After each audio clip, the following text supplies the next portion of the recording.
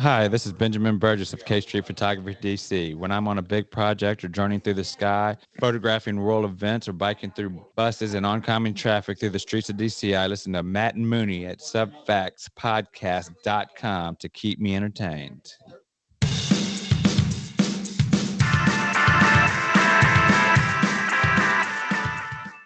Hello and welcome to Subfacts. I'm your host, Matt. I'm here with my partner in crime, Mooney. What's up, Mooney? What's up, dude? You know why I played Ben? No. We got a letter from Ben today. A cease and desist order? No, it's not that, but he wanted to clarify something because you know how we give him all these props and stuff. For the past couple of weeks, we've been a little on the dishonest side. And so he wanted to clarify he's back to not doing weddings. Oh, okay. You know how he never did bar mitzvahs, and so we're just updating our we gotta go. ads. We gotta go back to the fact that he's not doing weddings. He did say that like if there's already a wedding photographer like who's legit, doing the wedding, and that person needs like an extra hand, like a little sniper off to the side, right, or some drone footage, he's happy to help and do that. Got it. But he doesn't want us to advertise that he does weddings. Why not? More business. Come on, Ben. No, I think he's already pushing business probably away because he's too popular. All right, okay, he's point. Way too. I like to think that Subfacts made him extremely way popular. You don't even need to think that. It's true. Yeah, so it's absolutely true. I think he's like, hey, ease up on the weddings. I'm doing everything else. Yeah. So we're blowing up. He's blowing up. Yeah, it's all good. It's all good. So yeah, so right up front, folks, no more weddings and or bar mitzvahs out of K Street Photography DC.com, but he does everything else. Sorry, audiences, that's our fault. Yep, nope, all good. That's clearing it up right in the beginning. Clearing it up. So we're all good. So with that being said, we have a busy show. So we do. Let's just get this thing rolling.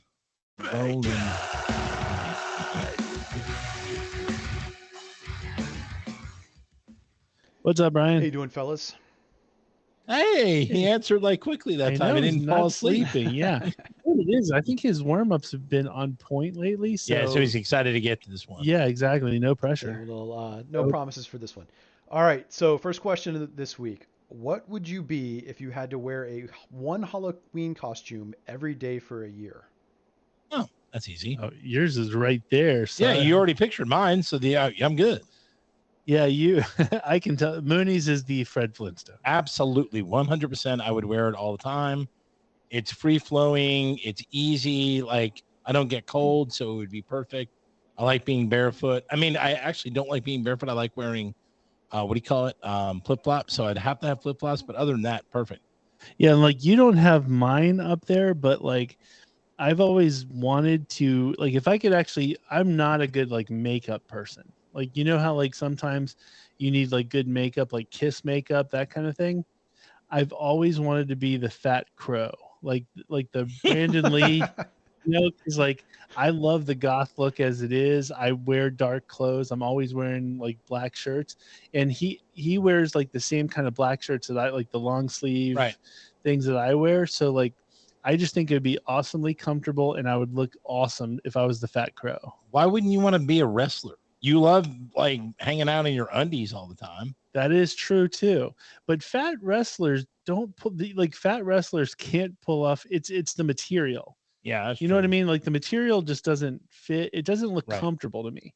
But Fat Crow, totally comfortable. Like like he was Crow. He was rocking like Docs and stuff. That's what I would do. So, and that would be my look anyway. So that's what I would do. Sweet. I like it. Fat Crow. Okay. So Fat Crow and Fred Flintstone. Awesome. Boom. All right. Which bothers you more, bad breath or body odor? Oh, yeah. Okay. It's close. It's close, but body odor absolutely wins. As far as bothers you worse? Yes, of course. Yeah. And 100%. So here, like for me, I just drink water, but like everybody I've ever dated is like has been big coffee drinkers. And coffee has its own kind of like coffee breath. Right. I even dated a smoker one time, and it's like, it's not the best, but you learn to live with something. Body odor, you can't do it. Body. Here's the thing with Like I can almost stand my own if I have bad breath, I can stand it almost. Mhm. But like if I have body odor, I'm like, oh my God, like I gotta find a shower, I gotta use like tons of underarm deodorant, I gotta get it off. I gotta get it off immediately. Yeah, I'm in the same boat. Like, if I notice that I even have any kind of smell, I instantly hit the shower. I don't care if it's 3 in the morning, I'm Yeah. dead tired, I'm not going to bed that way. So I If agree. I get caught, man, like I've had one time where I'm like, I just kept my arms pinned at my side. I'm like, please don't ever come near me. Nobody wants to be the smelly fat guy, or at least we don't. I think we are anomalies. I think you and I are ones like I've never found other fat people like us where we are that cautious of not being the smelly. There's other fat people that don't care. Yeah, they wear like tank tops and be like, oh, I'll just go around looking like this. Exactly. No, we've always been, and we've always been that way, as far as I know. We're good smelling fat guys, folks. So if you meet us, we're going to be good smelling. Yeah, take 2 showers a day. I don't wear a lot of cologne, but I do wash my hands and face a lot. I chew a lot of minty gum as well, so I don't really want to be the bad breath guy. But I'm telling you, COVID does not help. When you have to wear a mask and you smell your own breath, not pleasant. Yeah, that's true. Not pleasant. But it's not as bad as body odor. All right. Okay. Anyway. Awesome. Very good question. Last question. Which of these movies based in the 1960s was the best? American Graffiti, Diner, The Hollywood Knights, or Animal House? Oh, I have a slam dunk answer. Ooh. For me, only because I'm partial to it, Animal House. I mean, it's hard. I mean, it created the comedy movies we have today, like as far as like frat boy comedies, as far as like old school Caddyshack and all those movies. Animal House started it all. Without Animal House, it's going to be hard to have that. There's really only one real answer, and you're right. It is Animal House. Like the other ones are great in their own realm. Diner is superb. Like Diner's fantastic. American Graffiti is awesome too, but like nothing beats Animal House. Yeah. Animal House today still holds up. Still plenty of great lines, great music. The soundtrack for Animal House is fantastic. And I would watch it start to finish if I was on flipping through channels. So, I mean, it's just absolutely Animal House, hands down. Which, by the way, I just got Niedermeyer. That's Pam. Mark Metcalf. Oh, that's right. Mark Metcalf. And so Niedermeyer wrote, "Is that a pledge pin?" I do love Diner, though. I love Diner. Diner is great, but it's not Animal House. Nothing beats Animal House. So, boom. Awesome. Bam. Thanks, sir. Those were quick slam dunks. The pancakes. The pancakes.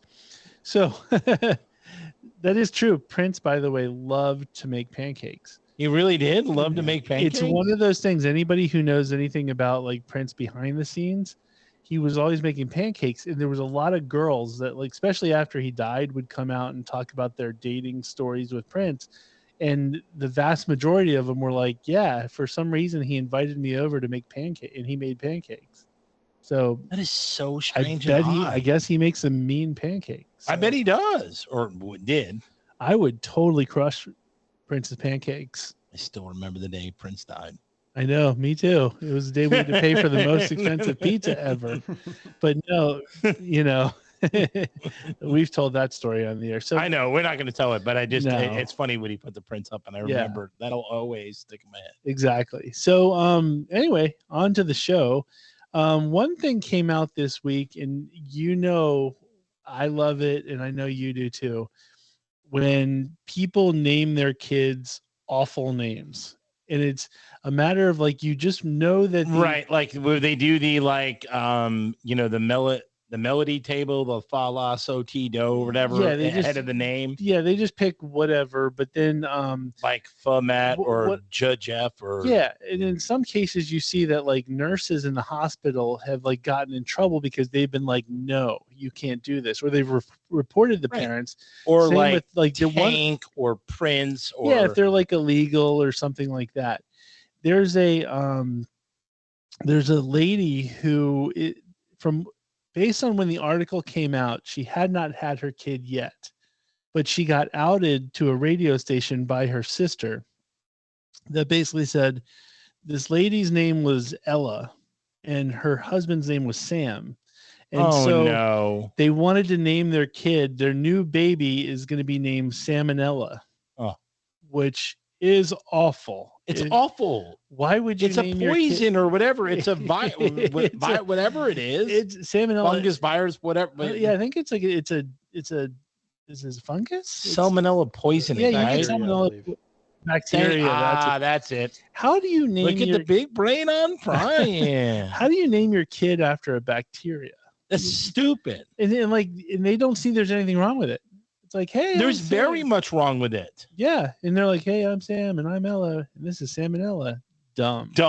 Yeah, and so it got me thinking about just all the dumb names out there, like Princess, or Awesome, or like Miracle, or the ones that get me are the ones like I ran into a person named Queen the other day, and what gets me is like when you name your kid something where.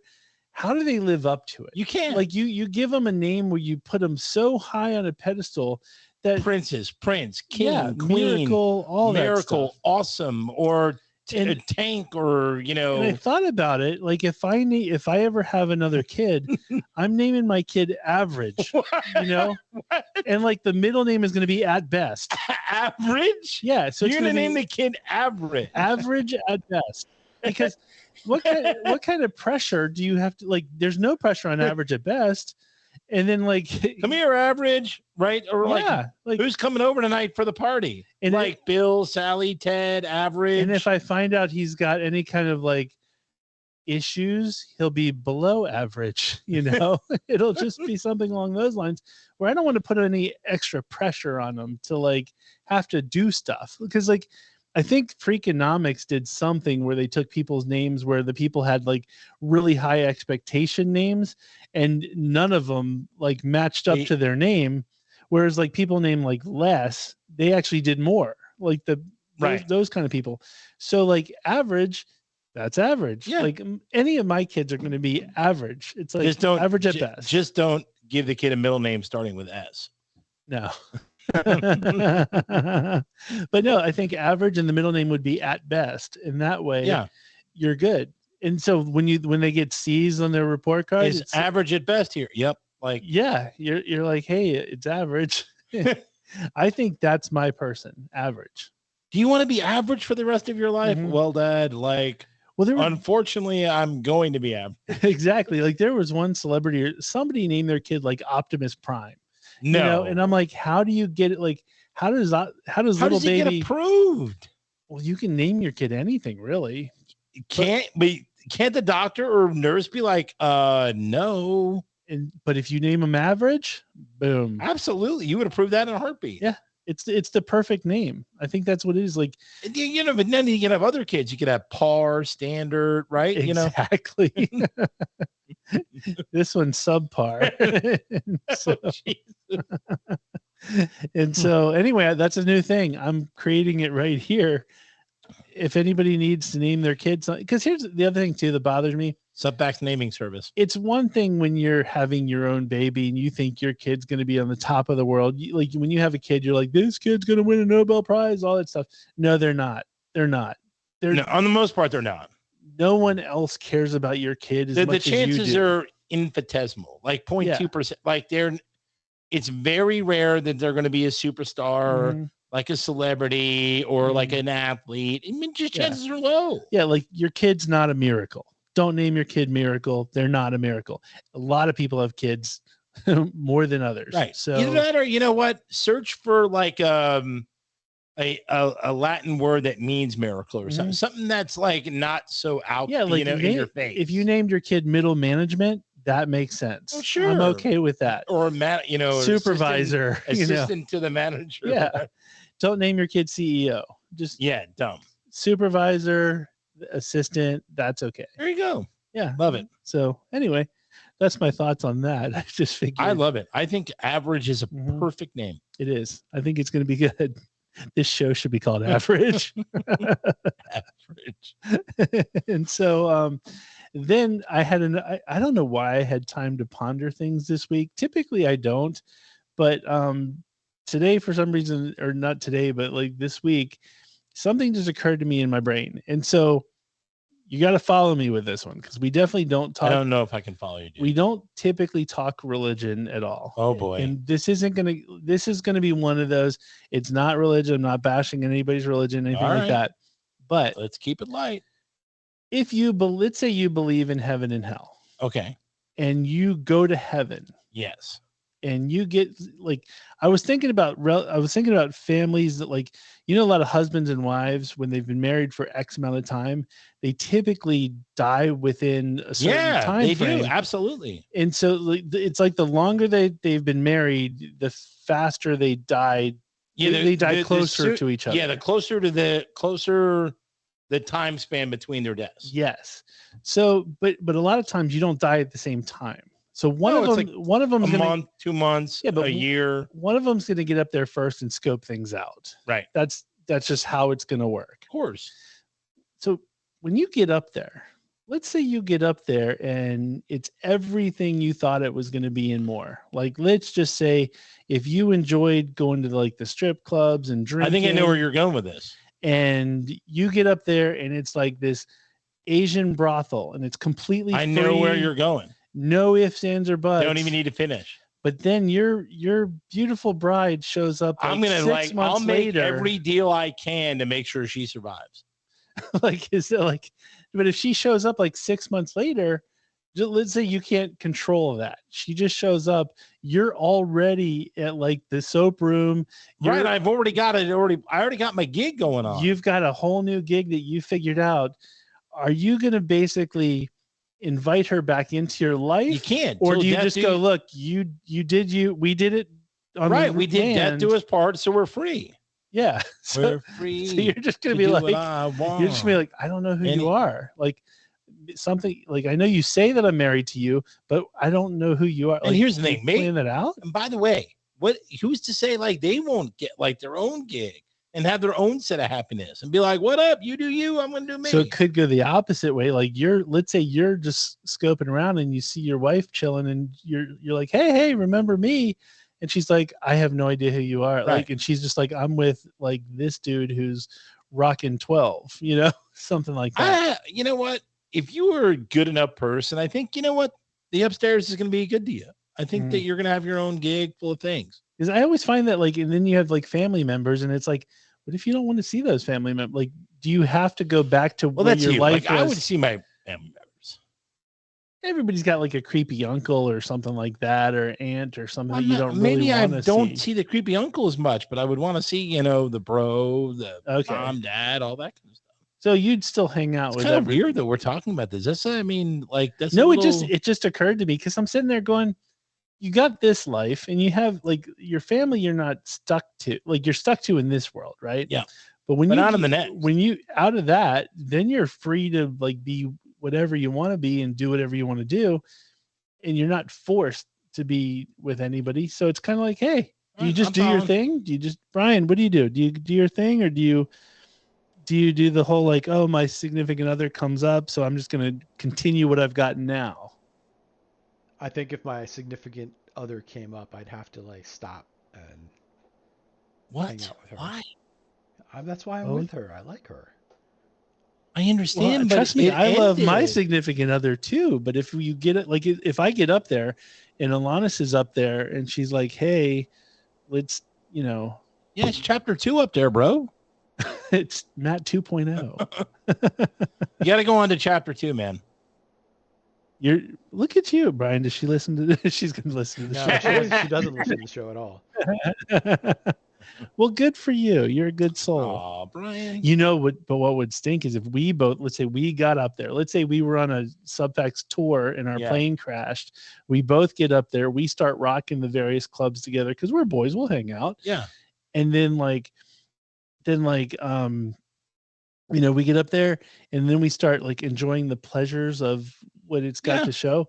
And our wives get up there and then we like, hey, I don't know who you are. That's weird. What if we get sent down to hell because of that? We made a bad choice. Whereas like Brian's going, he's staying up there because it can't be that bad. All of our boys would probably be down there anyway. So yeah, that's true. I think we would do well. I definitely would know some people down there. I think we would do well in hell. I think our show would do. And here's the thing: there is no guarantees I'm not There's no guarantees that I'm even going upstairs first. I may go straight down. True. Right? I mean, that elevator may go to like P4, right? Yeah, and if we got down there, then we could completely rock the profanity version of this show. Yeah, you know, we could do the stuff that we can't do now. Awesome. That show would be insane. The Hell Show. Subfacts Uncensored. Subfacts live from hell. Live from hell. Awesome. And so, two fat guys who sweat a lot. You know, I think that would be our show. Awesome.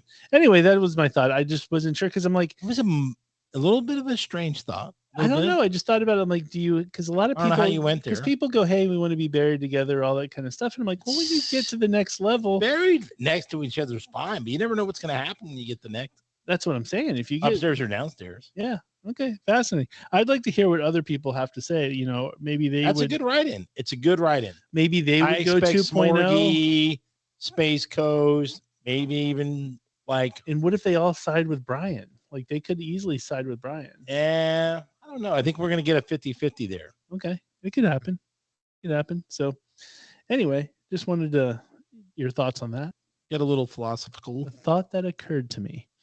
But anyway, with that being said, I think we're just going to keep running through through the strange ideas that you had this week. Yes. So let's just go movies of the week. We got a lot of stuff coming up later on. So I'm going speed rounds. Well, you know what? I love the speed round because I'll tell you later why I want the speed round today.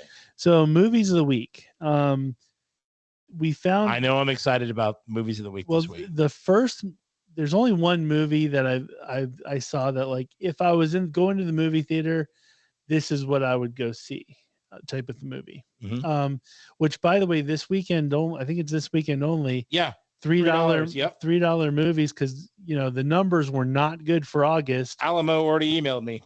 Yeah, the numbers are not good for August, and so what they're saying is it's nationwide. I don't know all the theaters that are doing it, but I think most of them are.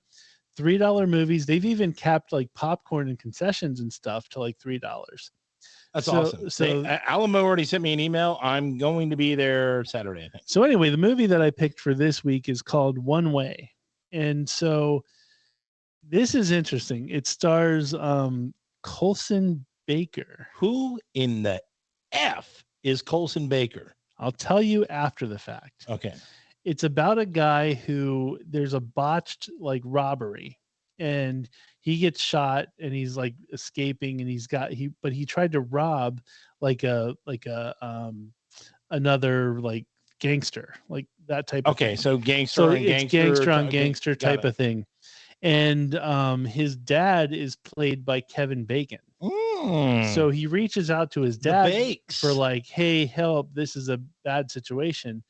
And so it's about like him still trying to avoid the bad guys who are looking for him, but he's also shot up and he's trying to figure his way out. So anyway, it's called One Way. The reason why I said Colson Baker is because his name is listed as Colson Baker, and you know him as MGK, but when he is Colson Baker, like his real person? I'm not seeing it. No, his acting is actually really good. No way I'm seeing it. I'm just saying he's actually a good actor. Okay. If you watch that show Roadies on Showtime. Why would I watch Roadies? He was actually one of the standouts of that show he's a really good actor. If you take the Machine Gun Kelly piece out of it and just see him for the actor that he is, he's actually pretty good, and he fits the role. I'm probably not going to see it. If you watch the trailer, it actually looks pretty good. All right. I'm saying I like Kevin Bacon.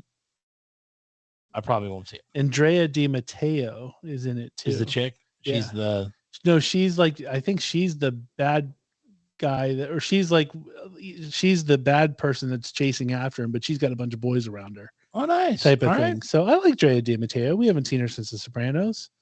So, So who was she on Sopranos? She was Chris's girlfriend. Oh, I do like her. All right. Yeah, so she's good. I'm telling you, the problem is MGK. I know you hate him, but watch the trailer. Loathe him. Watch the trailer, and you're going to be like, it actually does look kind of good. Right. She also played Joey's sister in the show Joey. No one saw it, though. That's weird. Wow. Did you see it? I saw one episode. I watched it was a couple awful. episodes. It wasn't that great. Come on. It was bad. What are the chances I've seen it? I know that. Well, that's what I'm saying. I've watched like 10 TV shows my whole life. Yeah. Come on. True. Okay, so then the next one is a trailer dropped yesterday that looks insane. If we're talking about the same trailer you showed me the other day, Yes. So this movie, introduce it. I can't wait to talk this about it. movie is coming out on HBO Max at some point. We don't know when, but at some point soon. So it's not available yet. Not yet. Yeah. The trailer got dropped yesterday, which means it's going to be somewhat soon, probably this fall. Oh my God. I can't wait. It's called Winnie the Pooh, Blood and Honey. And it's amazing. So, folks, it sounds awful, folks, but get this. it's probably one of the, if I could look forward to a movie for the rest of the year, it's this one. You have to see the trailer because I'm not going to do it justice. But it basically, the premise is Christopher Robin, who's like the dude who plays with Winnie the Pooh and Piglet and Tigger and all those people as a kid, he leaves and then he comes back when he's an adult. And he, of course, has like girls with him and all that kind of stuff. And he's like, hey, let me go see my friends, blah, blah, blah. He goes, and the whole Shire or whatever the patch is where they're all from looks all like desperate. Dilapidated. It looks terrible. Run down. He can't find them.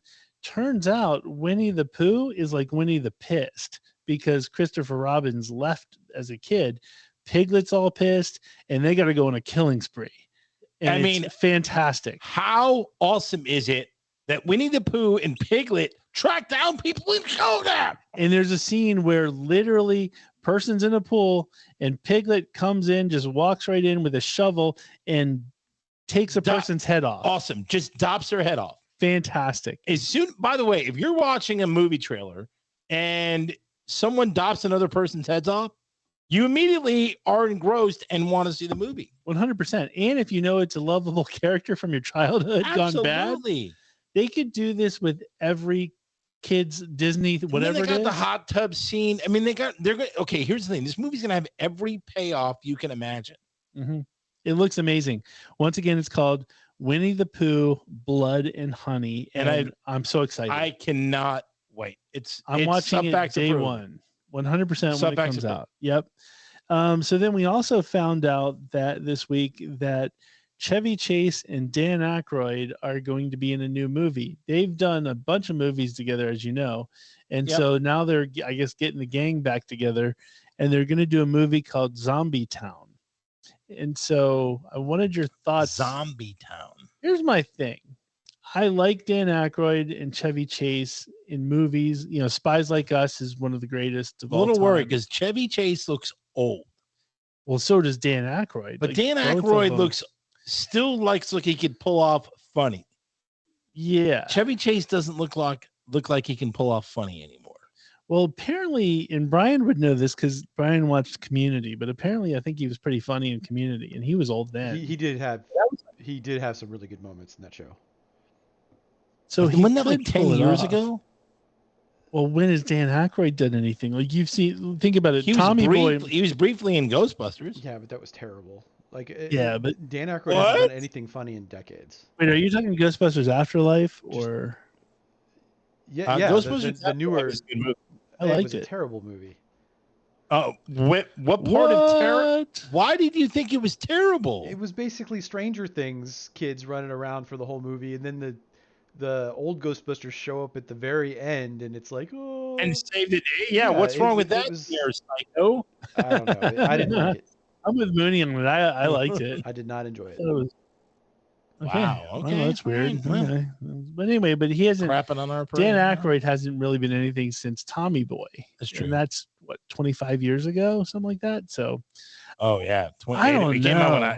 Tommy Boy came out with him. Here's my thing. I'm going to go on record and say it's probably they did the not second Blues Brothers. He was in that.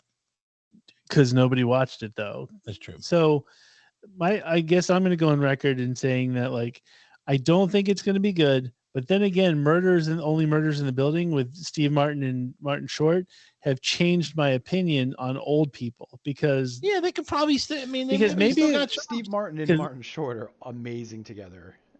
Well, that's what I'm saying. But Martin Short is the best, and you forgot about it. Here's the thing. Forget about how great he is. It's going to be all up to the writing. Mm-hmm. You know that the makeup crew can make them look semi-young, Yeah. old, and So I'm gonna hold out hope. Let's just say I want it to be good. There's a I don't good think chance. it's I gonna want be it to be good too. I want it to be good too. So Zombie Town, look forward to it. all right. So boom. It's probably going to be watchable. I'm sure it'll be watchable. It's just, will it be great? And I don't know if it'll be great. Great. Whereas like Only Murders in the Building is pretty awesome. Great is an understatement. Yeah. You know who is great? This is Cindy Starfall, and it's time for Mooney's Dugout. Love you, Mooney. She could be your Heaven 2.0. Oh my! If she's in heaven, then I'd be like, "What? Who are you?" Based on some of her movies, she might not be. Just saying. Well, I might go there. Oh my God, wouldn't that be the best? Like Yeah. I go downstairs. Well, that's perfect because then you tell your wife, "Hey, sorry." The wife goes up. Yeah. Because then She's like, "Where are you?" I'm like, "I'm down here. I didn't make it." then it's not your fault at all. Right. You can just be like, "Hey, sorry, honey. Wish Hey, you not well." my choice. Yeah, talk to the big guy if you want to change things. Honey, get back here. Who's that? Oh, nobody. There. Yeah, I just don't know that Cindy's going to make it based on her film career. Probably not. All right. So, I'm really excited because we have one more week upon us. And when we do the show probably next Wednesday, the day after is going to be the official start of NFL football. So very exciting. And I am going to game 1 of the Commanders. What up? Game 1. I will be like, it's the 20 or 30 yard line, like great seats. Dude, that's awesome. Yeah, I will Bring be the there. boy and indoctrinate him into a world of misery. Yep, it's gonna, because we'll beat the Jaguars. They're playing the Jaguars. We can beat the Jaguars. Never know. But here's my thing: when Trevor Goldilocks Lawrence, when they score, when the Commanders score, I have no idea what to sing. I thought they already wrote a song. But it can't be. It's not "Hail to the Commanders." No, it is. It's "Hail to the Commanders," and it's like "Hail." But it can't be to "Braves the on the Warpath." Commanders. Or the Commanders on the Warpath. They changed it up a little bit. I'm sure Brian can pull it up. I'm not going to know it. I think there's new lyrics. I might have to bone up a little bit. Here's the thing: if they score 3 touchdowns, you'll know the lyrics by the end. That is true. No chance they're scoring 3 touchdowns. They're going to win, though. I'm calling it. They're going to win. All right. So very football centric. Brian pulled it up. Very football centric today. So we got Russell Wilson, who basically is now with the Denver Broncos. Played his whole career with the Seahawks, and now he goes to the Broncos and he signs a 5-year extension worth $245 million, and he hasn't played a game for him yet. Here's the thing: I don't hate that because how do you not hate that? I don't like $49 million a year for a quarterback who hasn't even played for him yet. I don't hate that because I hate Denver, and if they want to waste their money, awesome. Let them do I get it from that and standpoint. I don't have a problem against Russell Wilson, though. I don't mind him as a person. I don't mind Russell Wilson either. If you think about it, he defied the odds to get to where he was. He's a good dude. He got to the Super Bowl and won, so he deserves. So does he deserve from one of the best party colleges in the he didn't even party. He was like he's like uber religious too. Yeah, I know. So he missed out on that. You go to one of the best party colleges and you don't party? No, but I think he went to the University of Wisconsin, folks, for those people who Well, I guess my point is I can say I think they're dumb. Yeah, 100% dumb for doing that. But hey, good on him, and I hope he pulls it. I'll be honest with you. I hope he pulls it to Deshaun Watson. I want to know something dirty about Russell Wilson. No chance. And I want them to lose money. No. And by the way, NFL contracts aren't guaranteed, though, right? He just gets a strong signing bonus, but he's not guaranteed. So if he screws up, no, a big portion of his contract is guaranteed. Is it? Yeah. Oh, 150 million or 149 million or something like that is guaranteed. Well, anyway, so yeah, I mean he's getting a bunch of money guaranteed. So I mean, what is it? 5 years, 30? 5 years, right, 245 million with 150 some million guaranteed. Yeah, it's like 30 million a year guaranteed. Good on him. I mean, you can't argue that. No, like I said, he seems to be a good dude. If he was a guy that I just hated, if he's got like a hateable face, something like that, then I'm like, F that dude. But he seems like a good guy. He's a good dude. I don't have a problem with him. Then we have NFL beer prices. So you're going to go to a game. You don't drink, luckily, but if you did, you would pay the highest cost for a beer out of any NFL stadium, $14 a beer. Awesome. You actually just saved me money, sir, because I don't drink. But what I was thinking, it's the very first time I'm taking the boy to the game. He's never been to a game before. And it's one of those moments, where like where the dad shares the beer with him and stuff. I was almost going to suck it up and just get one and do that. But now that I know it's $14, F that. No, you know what you do. What do I do now? Well, you came to the right place, sir. Yes, school me. How do I do this? Father-son moment. You're going to have to get him. Okay, you're going to go to your first game. Mm-hmm. You're going to be at your first tailgate. Yes. So you have one at the tailgate together. You get a nice little cooler, maybe bring one beer or two beers, and you just crack one open. And you have a beer in the parking lot with him. Okay. Yeah, it was because it's funny. I said to him, I said, should we tailgate? He goes, I don't even know what that is. And right. I was like, you know what you do? Wow. Get one of those solo cups, pour a little beer in a solo cup for him. And just be like, here you go, son. Boom. You're becoming a man. First father-son beer at a tailgate at the Manders Is there a game. father-son anything else? Like, because I don't like the taste of beer and stuff. Is there another type of thing that I could do? You can stomach it. I mean, I said one beer. Okay. You don't even need to finish it. You just have a couple sips with each other. Okay, fair enough. Is there no other? I'll do it, but I was trying to think about it. Is there another thing that I could do that would be father-son bonding? Fishing, but then usually no. I mean, like at the game, Cigarettes. Oh, okay. I'll take the beer. So then bringing up, they're a good $2.50 ahead of everybody else, which makes no sense at all because they're probably the worst team. Why would you one of the worst? I don't understand. So $11.50 is the price for the Bucks, Saints, Jaguars, and 49ers. $11 for Rams, Dolphins, Chargers, Bears, Bills, Giants, and Eagles. So that's about 12 of the 32 teams right there. There's some in the $10 range, and I think about almost more than half is at $10 or more. Is the Cowboys on there just out of curiosity? I think they're at the $10 range. Okay, because I'm sitting there like Jerry Jones, that guy is going to get money where he can. Why? So I figured he would be up there with the Commanders, but I guess not. We're just the most expensive beer. So the lowest is $5, which I found awesome. The Jets, Falcons, and the Lions. Boom! Look at and that explains why the Jets are a bunch of drunks because it's only $5 a beer. That's awesome. That's why it explains why Jets fans get the most loaded out of any fan base ever. By the way, you mentioned the Lions. I am so addicted to. Whatchamacallit, Hard Knocks. Hard Knocks, yeah. Love it. Liev Schreiber, the best. He is awesome. And this is what I found out. Last thing on the beer, the Bengals charge $5.27. Why? That's stupid. Just be flat out $5. Yeah, why not 5 or 6 or $5.50? $5.27? That makes no sense. Yeah, it's dumb. It's stupid.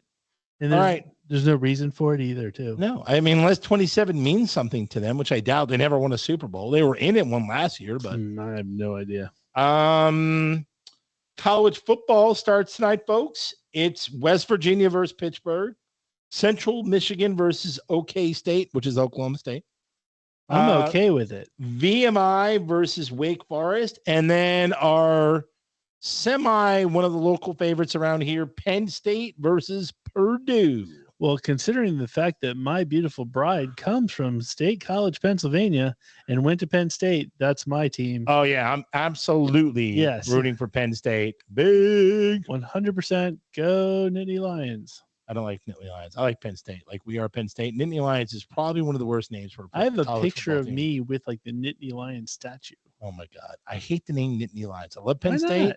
It sounds like a Nittany. The Nittany. It's like Mount Nittany. I understand, but the Nittany part sounds like a little, I don't know. I don't know. I like it. I'm a fan. All right. And then what I thought, I saw this on Twitter and or Facebook, but a genius NFL fan out there has new NFL proposed rule changes. Awesome. And I love them all. So first, hit me. Taunting is not only allowed, it's encouraged. I love a good taunt, and when they call taunting, it's always stupid. It's never really a good taunt. Yeah, yes, that's true. They never call out like the egregious taunting. They always call out the guy who just is like, right, or like points a finger. Like really pointing a finger gets you a flag. I just want like the straight up like face.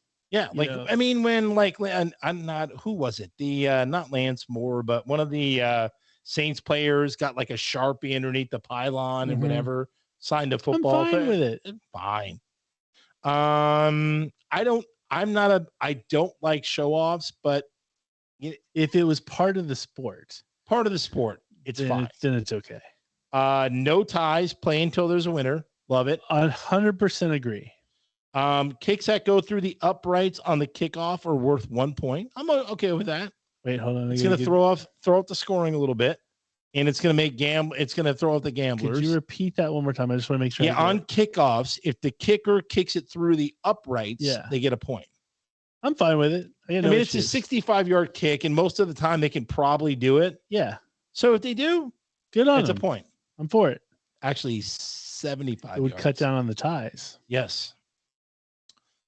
Team celebrations after touchdowns are also mandatory. I'm for it. I love a good celebration. I do like the do bowling thing or they shoot each other. And I'm with you. I don't like showboating that much, but if it's part of the sport, then I'm for it. Get creative. If you can get a good creative team thing. Yeah, I'm for it. Quarterbacks don't get credit for yards after the catch by a receiver. Love that. So this way, they may have 200-yard passing in the game instead of 450. Right? That would change your fantasy football outlook quite a bit. Mm-hmm. So, yeah. I mean, wide receivers would be your premium. Mm-hmm. And then last but not least, instead of quarterbacks, wide receivers get charged with the interception if the ball hits them in the hand and then pops up and gets intercepted. I 100% agree with that because if you get it into the numbers, that's not your fault that the dude didn't or the catch hands. it. Even if you get it into the hands, like if you're like hands above your head where you're not extending or jumping and it goes through your hands, that's on you. And that's like the last episode of Hard Knocks. One of the receivers had it thrown perfectly to him and he flubbed it. Yeah, that's not the quarterback's fault. If the wide receiver tip drills it, it's not on the quarterback. I agree wholeheartedly. They should make those changes right now. Who do we got to call? It would make football a ton better. Exactly. It's already good. It would make it better. It really would. I'm for it. So kudos to whoever created that. Boom. New rules that we agree with. Is that that concludes Mooney's Dugout. Well, I got a little bit of a Matt's Dugout. Sweet. I'm in a little Mooney's Dugout 2.0 just for one Matt's Dugout. just for one section. I found the greatest sport ever. What is that? So on ESPN2, they started playing the ESPN World Excel Championships. Oh my God. So like you love Excel. Like I do love everybody Excel. knows Excel from the Office suite of products on your computer, the spreadsheet program. I downright loathe Excel, and it's only because I'm not smart enough. I'm really like that is my like trivia. I own it, right? But when it comes to like real smarts, I'm dumb, and it just I can't do Excel. I just can't. I can do some basics, but I just can't do it. So anyway, ESPN found a way to make Excel riveting. It's just like I have no idea what they're doing, but basically what they do is they take people who are really good at Excel. Like if you're like the Office Excel guy, then you could be on this. You don't have to like qualify. I don't think you have to qualify, right. But anybody can do it. So they give you these like hard questions, and it goes in stages, and they only take the first two people in each.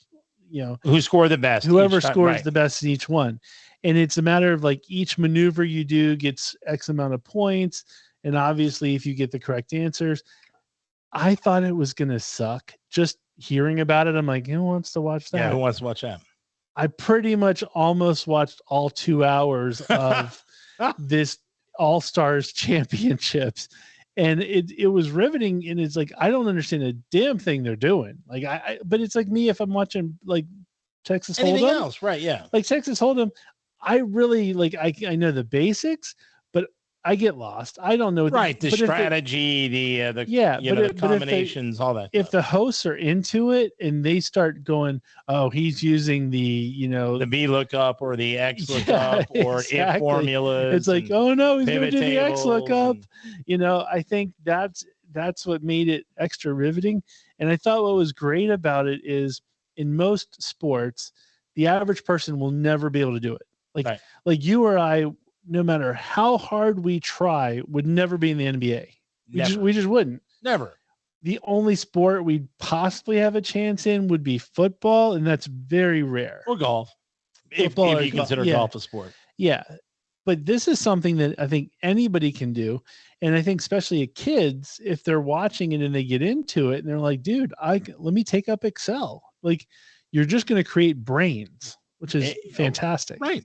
By the way, anybody who knows Excel like that, that's instant accountant getting paid a lot of money. Yes. You don't even need to go to school. As long as you know how to do it like operate Excel, you're good. And on your job resume, you're like, hey, go to YouTube and check out the all-stars of the Oh my Excel God. You wouldn't even send a full resume. You would just send a clip. Yeah. That'd be awesome. I'm telling you. We didn't get a resume from this Bill Schmegalong. Yeah. Schmegalong. And so, but like, hey, we got his Excel resume or Nitesh Patel, and that's the thing. Like you guaranteed have a job if you did this championships and you won or came really close. Absolutely. All you do is send your clip and you're done. Yeah. Folks, check it out. It sounds awful, but it's fun. I watched some of it. But it's the World Excel Championships. I watched the All-Stars. You can check it out on YouTube. I mean, even the first game is pretty cool. They give them it's like a slot machine, and they give them 15 different icons, and they basically say, okay, well, what are the, how many different ways can these icons come up? Yeah. And if they came up in this order, what the points would be. And how dumb I am. A lot of times they just read this stuff and they show graphics and everything. And I get to the end going, I have no idea what the question even is. I don't even know where to start. I would look so stupid if I was on it. And they check everybody's computer too, because they're like, we're going to John Smith's computer now to see where he is with this. They get to me and they'd be like, Matt's still slobbering, he's still entering the icons. He switched out to porn for some reason. I think he quit. And so I would just be awful, but it's a lot of fun to watch. Definitely check it out. I got a few things on TV that have been coming up. This week, everybody's excited except for me and you, is the Lord of the Rings on Amazon. Oh. So this is awesome.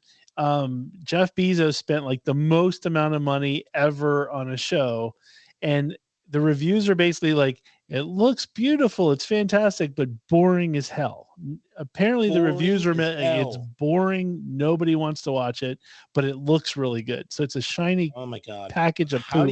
Oh my God, boring as hell. You don't want to spend like however many billions or millions of dollars that Bezos spent on it and find out that it looks good, but it's still a turd. Oh my God. Boring. He spent a ton of money on the rights and it's going to suck. That sucks.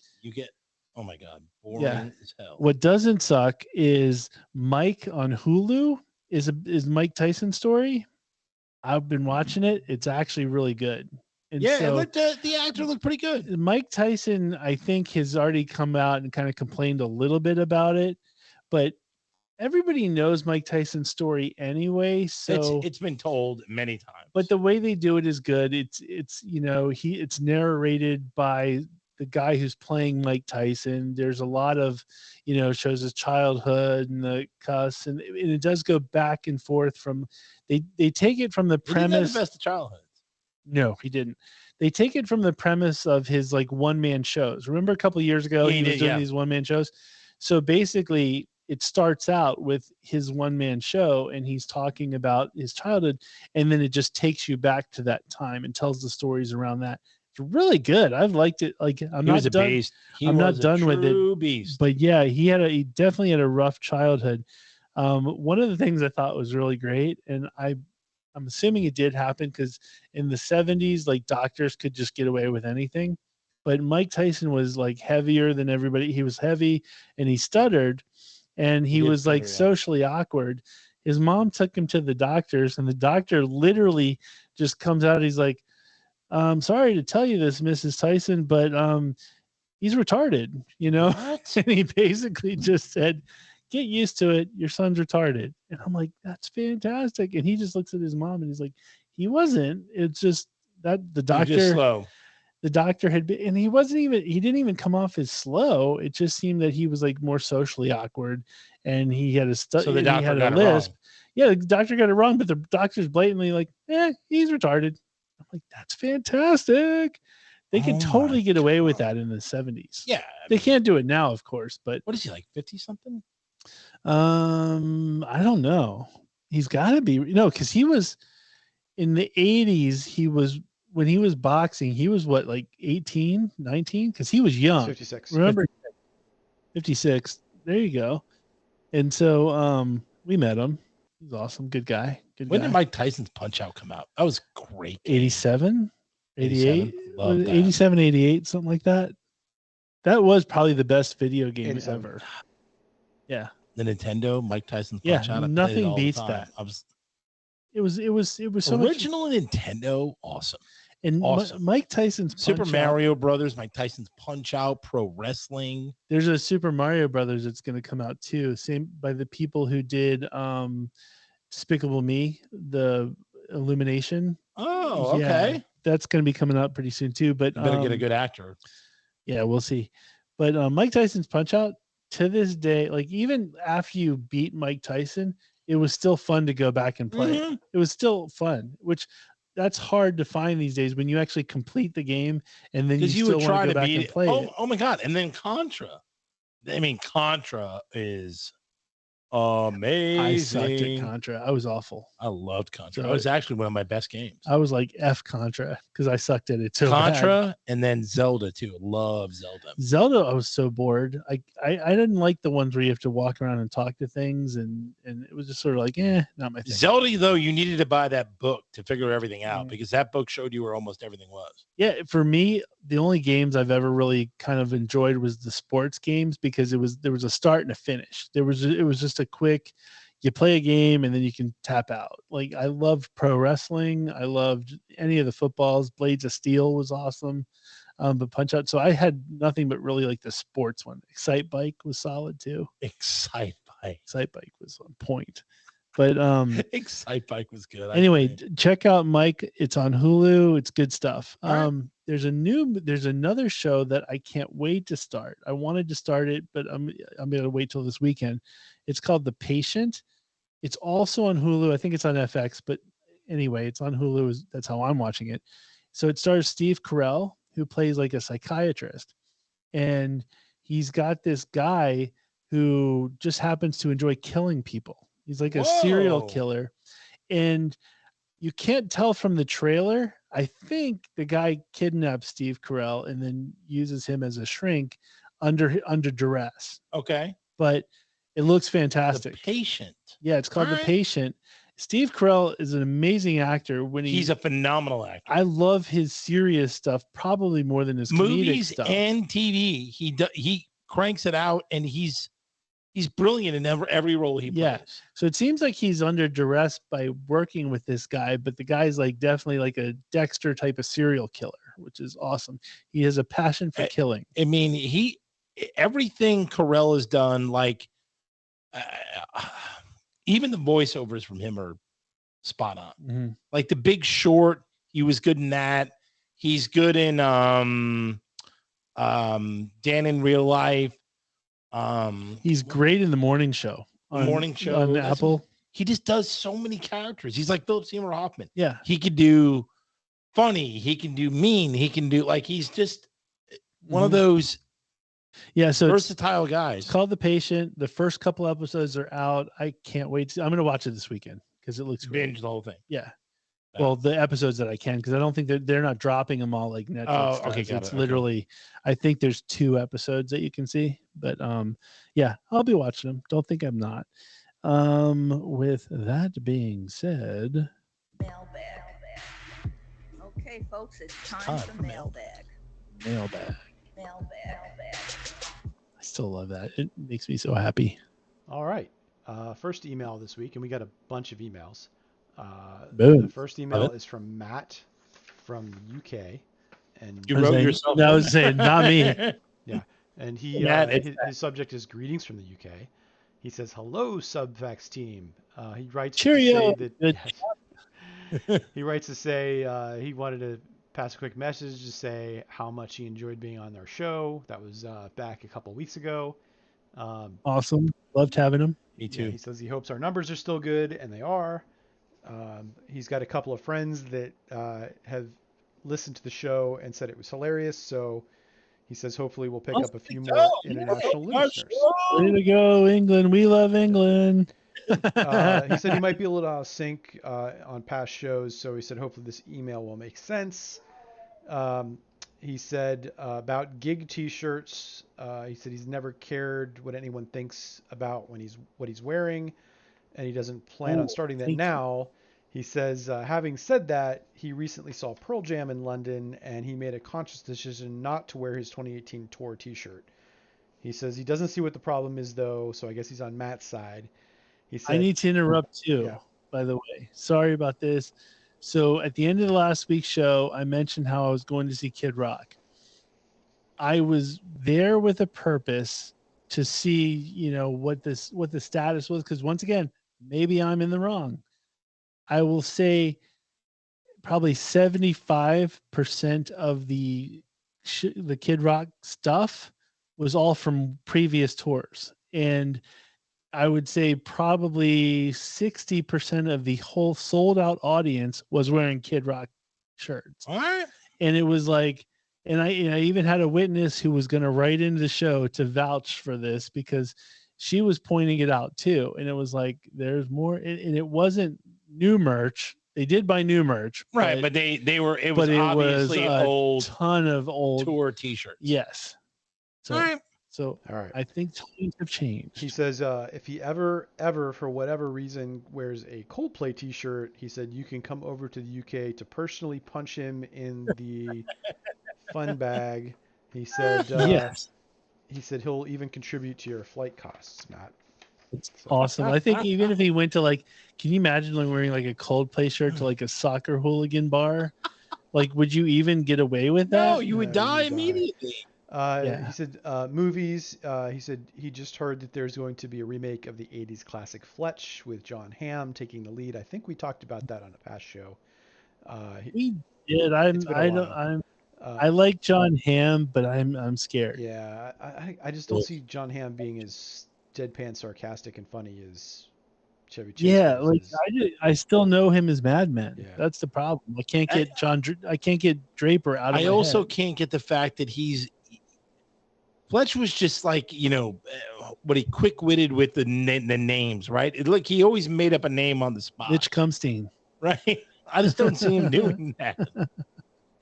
Who was the one? John Cocktoson. Yeah, when he played Lakers, he was 5'6" regular, 6'4" with the afro. Right. I still say Jason Sudeikis was born to play that role, and it's a travesty that he's not going agree. And I really do not get that role. I really do like John Hamm. He was funny, and he was in Curb Your Enthusiasm for a couple episodes, and he was funny in that. Funny. Yeah, he can be funny, but he's not Chevy Chase Fletch funny. Yeah. Sudeikis is Chevy Chase funny. Yeah, I think Sudeikis would be your person. He says he's got to be honest. He's a little excited about that.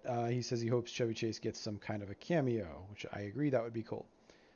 That would be too. That would be good. He says TV stuff. He said he had to stop listening to our 5-year plan episode because he's 3 or 4 episodes into Sandman, and he's trying to avoid any spoilers. He said it's a great show and it's worthy of the all the stuff that surrounds it being popular. I will say, Matt, I did finish it. I watched the rest of it. I forced myself. I didn't like that much until they dropped an 11th episode. And I don't know if they've put any more, but the 11th episode was really good. I'm gonna have to check it out then, because I think I hit the Yeah. 10 or whatever. Yeah, the first part of it's like animated. It's like a cat story, and it's voiced Oh, by like wow. the actors that did they were like throughout the series. And Mhm. then halfway through, it's like 2 shorts. It switches to like another story Oh, okay. where the Sandman's kind of involved, and that story was really good too. Somebody texted me this past week actually and thanked me for mentioning the Sandman because they finished the whole thing and loved it. And I'm like, you're welcome. Yeah, I think if they do more stuff like the 11th episode, I think I'm in. But I didn't like the Okay. season, the storyline of the season. Did you like the serial killer stuff? That Like was the okay. serial? I mean, it was. You don't like serial killers enough. Yeah, That's love just serial problem. See, killers. you love serial killers. I think you would embrace it. I'm not sure I would embrace the show, but I do love serial killers. It's good stuff. Any serial killer stuff, I love. That's what I'm saying. I think you would like the serial killers. Samuel Little, Charles Manson, GRK. All right. He says he also needs to highlight a mistake that he made on our show when he appeared on our show. He said the Red Roses are the women's rugby team. The women's football team is the Lionesses. He says, You know, the thing is, I knew that I was going to call him out on it, but I figured he was British. He knew. yeah. He says just both kidding. teams are amazing and filling stadiums when they play. So None of our listeners. Lionesses, I like that. I like that too. None of our listeners are going to know that. Yeah. So We didn't need to We correct. didn't- We yeah. would we would have run with it. We don't have the fact checking station. So Yeah, no. he did send another email after the fact because I guess we mentioned the show. We wanted him to send a picture of the battered sausage place where he goes, and so I have this picture up on the screen for our viewers to see if they're watching this. I wish they had a shiny light on it because you know how like the other thing has lights on Yeah. it. I'm a little worried about it. It didn't look as I would totally eat it. Though. appetizing as I thought. I bet they do it up when they give it to you, though. They probably put like a sauce on it or something, or make it. I think it's like just the lighting. Yeah. Yeah, but like I would totally eat that, and it put some mustard on it. Yeah, but I bet everything in that case tastes You like delicious. mustard? You don't like mustard? No. Oh, Yeah, if we've you talked get like a about that. He half doesn't like spoon mustard. with mustard. Oh yeah, it's weird. Everything in that case is probably delicious. So I'd love to go. It looks like everything in that case except for the fish part because it looked like they had like fried chicken too. I would eat that. Yeah, I would do Yeah, that. I could eat it. I love. But I think battered sauce. I think that would be my go-to. Yeah. I think I would crush that. I'd try it for sure. Depending upon the consistency of the batter, that would It be, looks like it's the same. You know, it's like I'm saying it didn't look. I guarantee it's like Long John Silver's batter, Yeah, it didn't look like it. That's what I was a little worried. and I'm sure it comes with little crunchies and stuff. And those might not have been fried. I bet they take those out of the case and fry them fresh and then give them. See, to you. that's what That might I'm be thinking, Brian. I think I'm Yeah, on board with. I wonder if that's what happened. Those are fried yet. Yeah, that could Okay, I think they're ready to go, and they take them and then they drop them into the fryer. be. Could be. is there anything better than Long John Silver's crunchies? No, like no, there isn't. it's the greatest, folks. If you haven't been to Long John Silver's, they have like this awesome batter that they put the fish and the chicken in it. And once you're done eating your And there's items, leftover batter crunchies that they throw in, like when they just throw it all in, you get the little crunchies, and it's the greatest. I put crunchies on it. Like if they sold just crunchies, I'd put them on top of ice cream. I would do all kinds of things. you know what? I think crunchies would be awesome. You wouldn't like it because you don't like seafood, but like New England clam chowder with crunchies. Oh my god, it'd be so good. I wouldn't like that, but I would imagine it if it was like a potato soup. All right. Yeah. We got more emails, and I know Mooney wants to go. Oh, sorry. No, Brian. interrupt the good So, food talk, but yeah. it's weird. So the next email is from Space Ghost Bill, and his subject Ooh. is "God Save the Queen," and he says, "I think you guys are sleeping on butter and jelly sandwiches. I honestly forgot all about them, but I loved them when I was a kid. I made one." Remember the same thing that's for right. 91 years. He said he made one after listening to our show, and it's still good. I was, if I'm correct, I was for it because I would just throw peanut butter on it. That would be the only difference because I'd eat a PB&J any day of the week, any time. I'm the guy. But even if it was just the Queen's jelly sandwich, I'd eat it every day. I have no issue with it. It probably is fantastic. Yeah. And if Space Coast Bill No. tells me I should try it, don't think You I'm should not try going to try it. Uh, I'll do it. He says he's aligned mostly with Mooney on the movie continuity stuff. Oh, there He goes my said, jelly sandwich. Personally, I'm bothered with laws of physics issues more than continuity issues. He says, but I'm responding to this because of producer Brian. He says, For All Mankind gets a free pass on continuity. That show is 100% reimagining of history The Russians were the first to the moon. There's a moon base. There are different presidents. The Apple Newton was making color video phone calls in the 90s. It's all different, so you can't complain about things being different in the show than from the timeline you experienced. I get it. I just use that as an example. I do want to clarify, though, because I think while he said he sided with you for the most part, when he was saying physics he doesn't like it like in science fiction movies when physics is wrong. So it's like space movies, and that's his wheelhouse. So obviously Space Coast Bill has a wheelhouse in space. So when he sees things that are personal to him that are wrong, it bothers him. So for me, when it's like, but it's not it's not when something was invented. Well, it's continuity, I guess, would also be the same. An explosion in space, if it doesn't explode in space like it does in movies, that would be something that would throw him off. Sure, but for example, he said Russians in the moon, right? Mm-hmm. Or whatever. He said first to the moon. So USA, whoever. Well, that he just gives a blanket free pass. My point is that if they said the date of this something going to the moon, then it wouldn't bother him. It bothers him when they say who got to the moon first. So the date would bother you. The people getting there would bother him.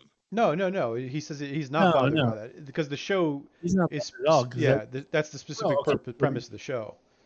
So. So he's basically saying he started going into that show knowing that it's completely off the rails. And that's why it doesn't bother him.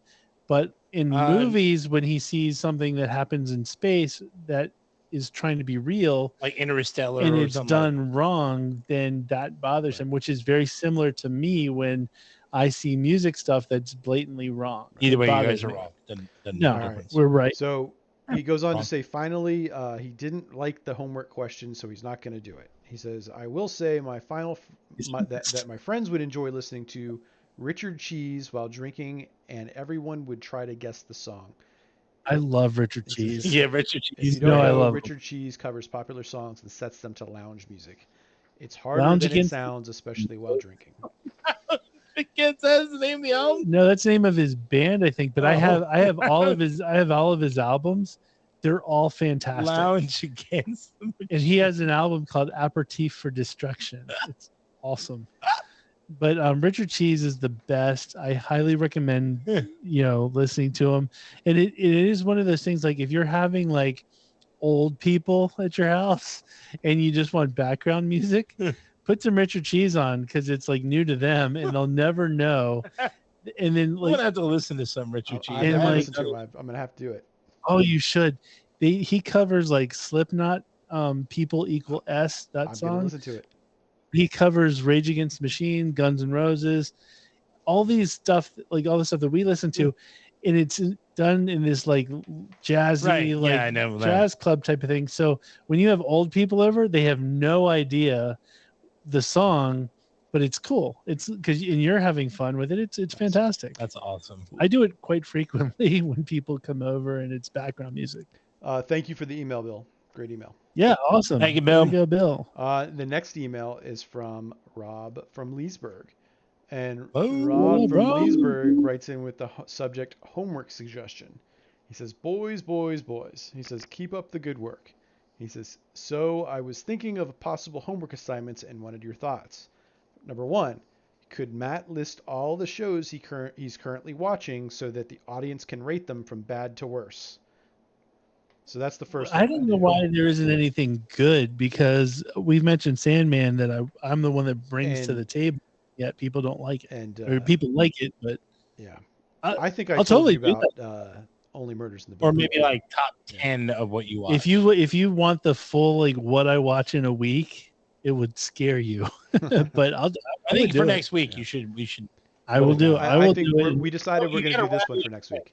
Not a long one, but like quick. I'm telling you, I watch at Like least 10,000 Pound Sisters, Under Deck. I watch at least 40 hours of TV, which there's a new 90 Day Fiance. Awful. Terrible. Awful. Just started on Sunday and it's fantastic. It's all the people that we saw previously get married. It's their life afterwards. Oh, great. Is there any other mailbags? I don't really want to ever talk about. So listen, you're the one that brought up 10,000 Pound Sisters.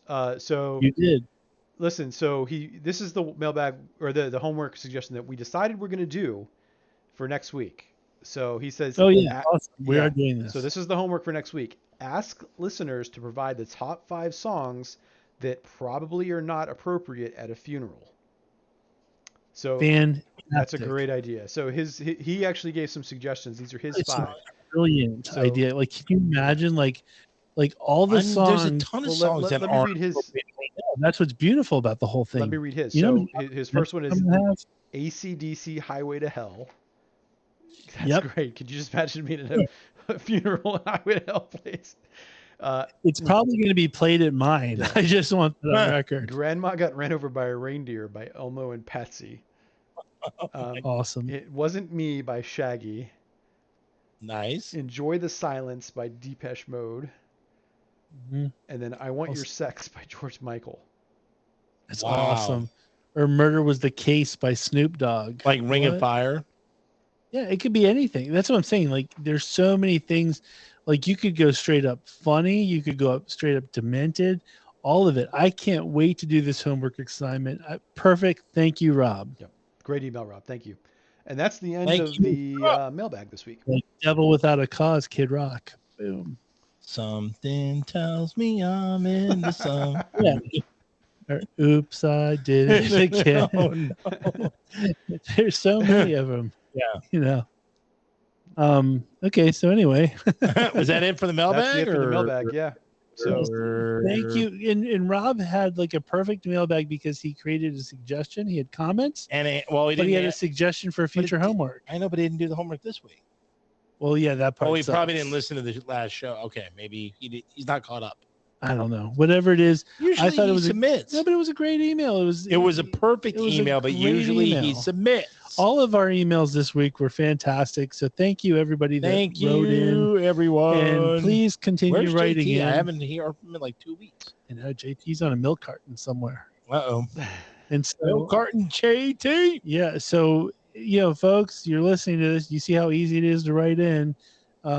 Feel free, write in. Write in, please. So we have we do have some homework, but I'm going to go into Matt's backstage pass first to get that over with, and then we'll go into our homework from last week. Be quick because we really got a lot to go. Oh, it'll be quick, trust me. Really, from a music perspective, there's no albums I think anybody should go buy this week because it's all kind of bad. Except for I will highlight that my girl Nita Strauss dropped a new song this week. Nita Strauss. Oh, even worse. I don't even know who that is. She is ridiculously hot, but she also just shreds on the guitar. She is fantastic. I've got her autograph right on the wall over there. You can see.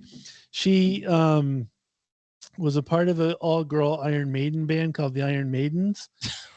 Then she went on to be the guitar player for Alice Cooper. Wow. And so if you know anything about Alice Cooper's backing band, they're always like the best of the best. It's like the Top Gun for backing bands. For hire. Got it. So she was the main guitar player. She just actually left. She's got a couple solo albums out and stuff like that. She's got her own line of guitars. So she doesn't suck. And but anyway, she put out a new song called Summer Storm. Awesome. If you like, it might be too heavy for you. It would be way heavy for me. If you're into like metal and stuff like that, she just completely shreds it. All right. One thing that you would appreciate though is she has a Super Bowl ring. Nice. Because she is the house guitarist for the LA Rams. So she comes so she comes out every game. She comes out and does like the Star Spangled Banner and just shreds it. And because they won the Super Bowl, they gave her a Super Bowl ring. So she has a Rams Super Bowl ring. So way to go. Well deserved. Nita Strauss, and way to go, Nita. Very nice to look at as well. Strauss. So yeah. Penn State's up 7-3. Very excited. Oh, boom. Okay. So I also just wanted to highlight the Kid Rock show I went to last weekend. I highly recommend. The band Foreigner is opening up for Kid Rock. Interesting thing, none of the people on stage are actually original members of the band Foreigner. So you're seeing the best Foreigner cover band. Yeah, I was going to ever. say that's a complete cover band. Yeah, it's a 100% cover band at this point, but they're That's fantastic. hilarious. The guy, the lead singer, best cover band ever. The lead singer sounds like Lou Gramm in his prime. Sounds fantastic. You want to have a good band, fun songs. They just do hit after hit after hit. Every one of those songs were songs that you just know and love. Foreigner just owns it. That's pimp. And I do love the path. You rarely see when the opening band gets the whole sold out crowd that into it, because typically people just trickle in, and there was a ton of people just to see Foreigner, so it already gets everybody amped up. And then you got, if you're there to see Foreigner and then you just get to see Kid Rock, pimp. It was, I'm telling you, so much energy in that show. Very exciting. Kid Rock puts on an amazing show. He goes around, plays all the instruments, does all the stuff. You'd love it. If Kid Rock comes to your town, you need to go see it, because it's definitely worth the money. Especially if Foreigner is going to be. Yeah, definitely worth the money with Foreigner and all that good stuff. So highly recommend it.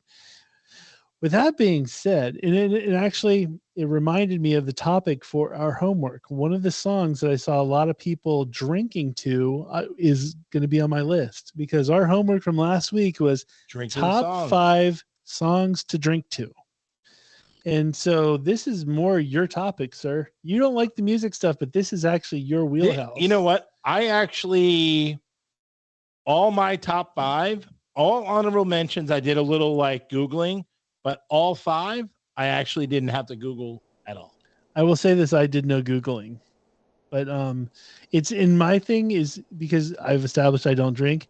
It's party situations that I was in that I remember people singing along to. Like, it's kind of how I went with it. Was I took a lot from like high school parties and stuff like that. So I can't say that I drank to these songs, but I was with a lot of drunk people and we were all singing these songs. So that's why I think we're not going to cross-pollinate. I think our list we're going to cross-pollinate. No, we're not going to cross-pollinate. We're going to do it that much. I think we The reason is the music you listen to is not the music I listen to. But I listen to a lot of everything, and that's where we're going to cross. Yeah, but the music you probably dislike the most is my wheelhouse. No, but if you think about it this way, like I've probably seen the Bare Naked Ladies more than you have. That's live. The only band you probably haven't. Well, what I'm saying, I've seen them like 10 times. But what I'm saying is there's stuff that you highlight as yours, but I also enjoy them too. I just don't think we're going to have any cross. Okay, we'll see. So what we're going to do is we're going to do the round robin thing. I'm going to let you start off because it's your topic, and then we'll go 5-1. We'll go. No, you give me your 5, then I say my 5, then Brian. No. We're going to do yes, and then we'll do 4. And then we'll do 3. Yeah, we'll 2, do our 4, and then we'll do 3 and 2 and so 1. 5s all across, 4s all across, yes. 3s. Okay. Yes. Yeah. You're just going first, then it'll go to me, then it'll go to Brian. Okay. My number 5, one of my favorite artists, one of my favorite songs. I hate the fact that it's associated with Boston, but I do love Sweet Caroline. One of the best drinking songs ever. Every time it plays, everyone sings along. Everyone has a good time. Everyone's usually with a beer in their hand going bum, bum, bum, and drinking their ass off. Love Sweet Caroline. You know, it was on my list, and I took it off because I knew you were going to put it on there. There you go. See, you took it off. But I've totally been with a bunch of drunk people singing Sweet Caroline. So I can't argue it. So we would have CP'd, but we did, but I thought ahead of time and pulled it off. All right. My number 5, you guys probably won't have because it's more of a personal thing for me. But I had friends that were in bands in high school, so every party I went to, they were already at. And somebody, like when you have like musical friends, anybody who has a guitar, somebody just picks it up and starts playing. The one song that happened every party, somebody would pick up a guitar and start playing "Feel Like Making Love" by Bad Company, and baby, I don't know girl, if that's I think about you. Song though. I'm telling you, and the party. I'm just saying that's my reference point. Is we were all singing it. It just, for me personally, that's everyone does sing along, but is it a fun-evoking drinking song? I mean, I'd see people playing that in a bar and stuff like that. I'm giving the background for why I put it up there. I mean, I'm good with it. that's how I know it. And to this day, I'll always think of those same guys picking up the guitar, and that was the first thing that would come out. All right. Boom. All right, my number 5 is Tub Thumping by Chumbawamba. You get knocked down, but you get up again. He drinks a whiskey drink. He drinks a lager drink. He drinks a cider drink. Yep. Yeah. He sings the songs that remind him of the good times. Me too. Yeah. Great song. Yep. I didn't even think I totally That is forgot an about amazing it. song. I've been to bars where they have that. Like you order a tub thumping, and you get a whiskey drink, a lager drink, and a cider drink. Really? Yeah, boom. pretty cool. It's called a Tub Thumper. Yeah. And you know the funny thing It's like is $30. I bet that's actually a political song. What? It's actually a political song. It was not necessarily a drinking song. I think they're Irish. They're either Irish. Like, yeah, and they're apparently like very. They're very they're protesty type of people. Yeah. Yes. All right. And so it was a protest song.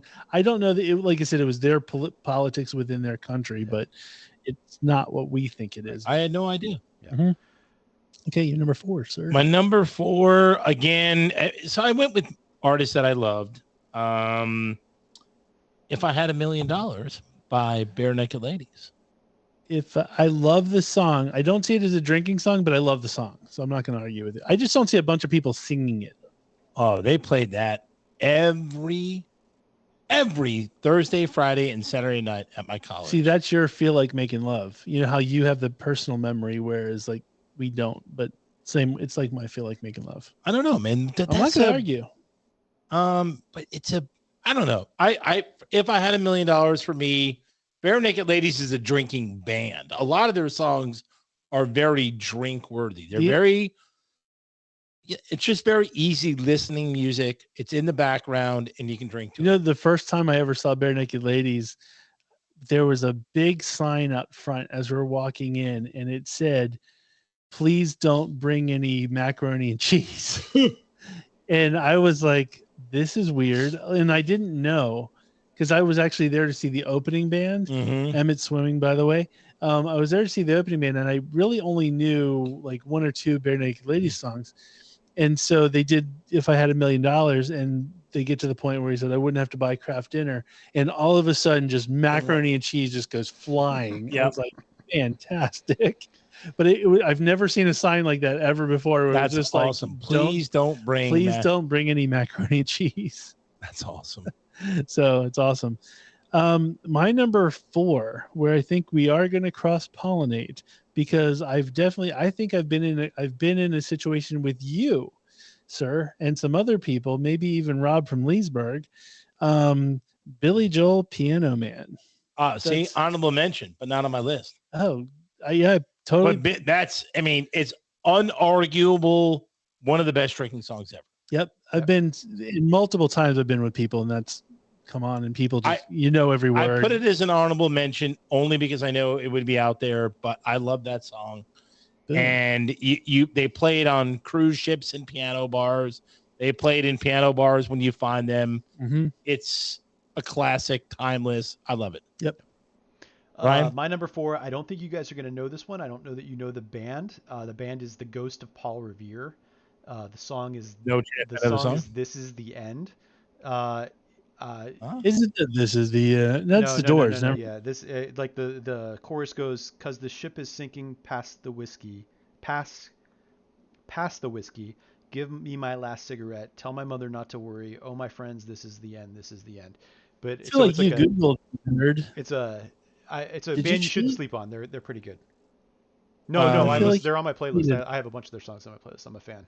That's totally not a drinking song, and I don't accept it as one. It is definitely. It's 100%. It's 100% a drinking song. Is that a local high school alt rock band?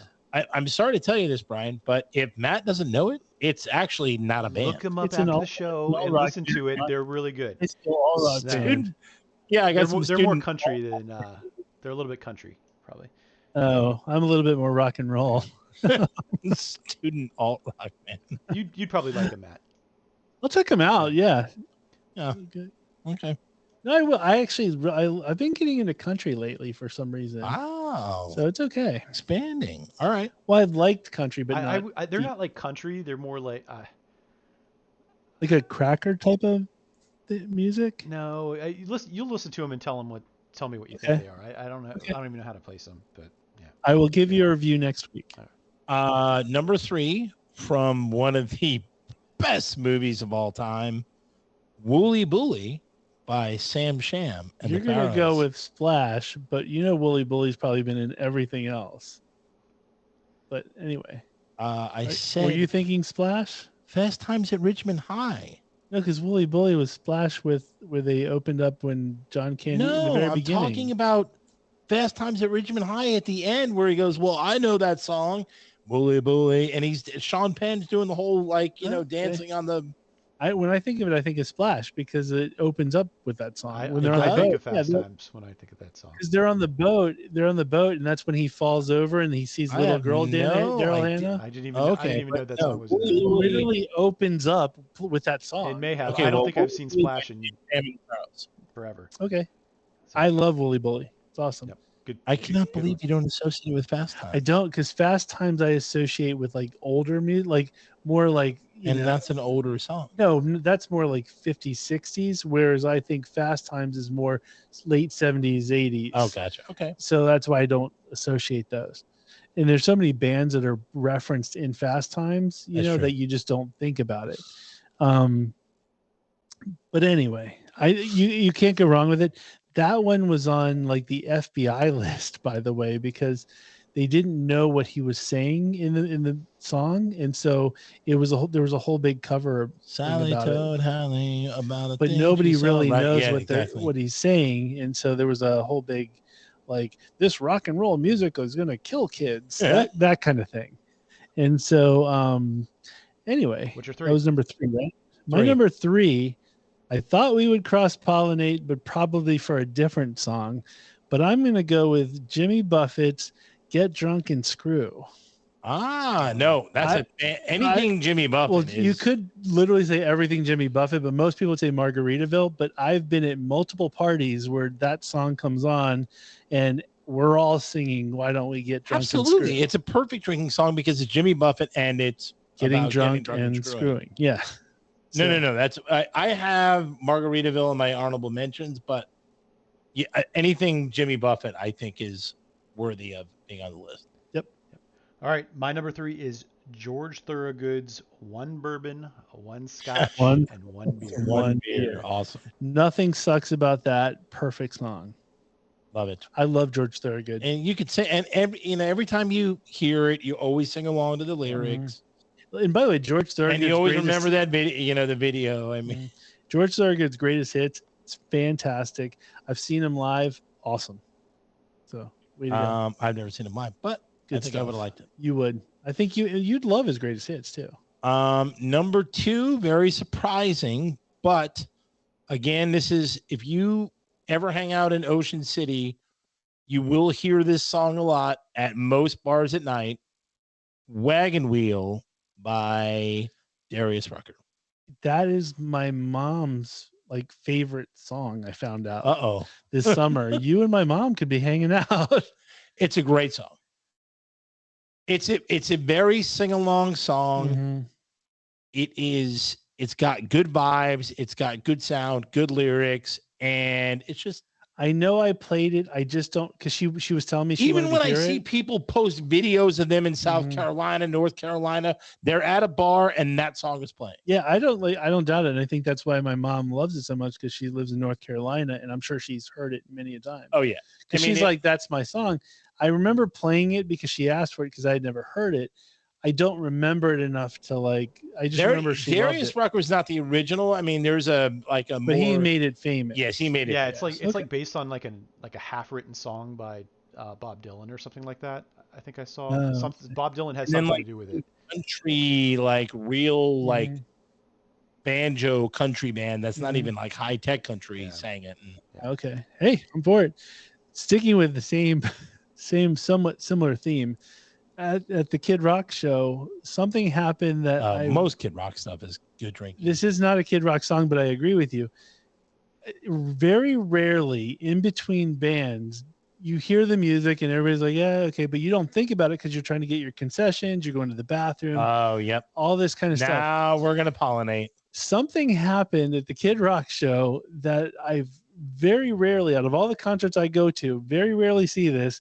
One song came on and the whole sold out crowd was just singing to the top of their lungs. And I even got video of it, but John Denver's Country Roads. Well, that was my number one, but now I'm going to have to switch. It was like, oh my gosh. And all these people were drinking plenty that night and singing Country Roads at the top of their, like, you would think John Denver was playing right for them that night. But so yeah, that song you can't go wrong with, and I sang with them. It's fantastic. You stole it. See, that one I had a feeling was going to be stolen. Yeah. That has to be on everyone's top 10 list. I would say top 5, but Country Roads is, it actually gets me mad when people don't sing along with it. You almost have to. And the thing is, like, even if you were born like literally 5 minutes ago, you already know the words. Like, you already know the words. You have to sing along. Right. So like there was one, like I go to the same guy's house every year for the Super Bowl. He hired, one of his, technically hired him, but he's also a friend, a guy to sing at halftime, right? Just sing some songs. Of course he sang that one. You have to. And everyone there at the party sang along except for my wife and Wallpaper's girlfriend. Mm-hmm. And because they're Asian, they didn't kicked him out right then and there. And I'm sitting there going, they wanted to watch the halftime show. I'm like, nope, babe, sing along to somebody's singing Country Roads best in front song of you. ever. So, sub fact about that show or that song. John Denver was actually in Maryland when he wrote that song, and he actually wrote it about where he was in Maryland, but Maryland didn't fit the lyrics. Wow. Like West Are Virginia. So guessing me? No, it is true. So, West Virginia was fake. He changed the state Shut to West Virginia because it fit with the song better. So that is true. Yeah. No, don't ruin it for me. Are you serious? Yeah. You can't go So there. he's right. You know, you can't do that. It didn't work. He was smart. He was Take me smart to throw home. Maryland out of it. So like in a place where I'm That's what I'm saying. You got to say West Virginia. You can't say Maryland. Yeah. Maryland just sounds dumb. What does he say? Something West Virginia, Maryland, Mountain Mama, take me. He made a wise choice. Yeah. Maryland, Mountain Mama. Like, oh my God, that's disappointing. Mm-hmm. I'll get over it, but that's not. You'll forget about it tomorrow. Just drink enough. Are you drinking? I am drinking. Oh. It's a drinking song There show, you go. so I'm drinking. My number 2, and I'm surprised nobody said this one yet, is Friends in Low Places by Garth Brooks. It might be somebody's number 1. Thank you for ruining it. We just ruined our number 1. We totally ruined each other's number ones. I got friends. Nothing sucks about that song. Yep, it's a great song. You got it, and it's a cover too, by the way. It's not. He didn't write that, but So I had to. Now I had to pivot. Mm-hmm. I can pivot too. Now I'm gonna pivot. Now I'm gonna give.